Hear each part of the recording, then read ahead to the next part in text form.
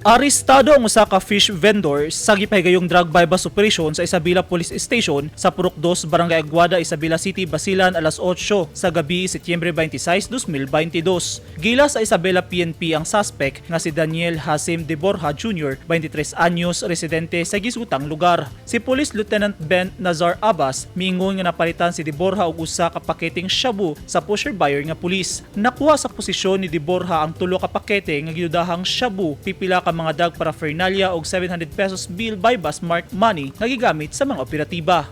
Sa Davao City, nadakpan ang usa ka alias Inday Human na maligya og gituwang shabu sa mga pulis nga naglusad og drug bypass operation kagahapon sa hapon, Setyembre 26, 2022 sa Barangay Tamugan, Marilog District, Davao City. Sumala ni Police Major Amante Nozares ang OID sa Marilog Police Station. Gidispatch dayon nila ang tropa aron maglusad og operasyon isip aksyon sa gitug-an kanila sa usa ka impormante nga adunay babaeng nang maligya og illegal nga droga. Ug nadakpan nila ang suspect nga napalitan nila og usa ka sachet nga naisulod sa gituang shabu. Mag-atubang og kasong paglapas sa Comprehensive Dangerous Drugs Act ang mga dinakpan. Eugene Hinutan, Newsline Philippines. Stay safe.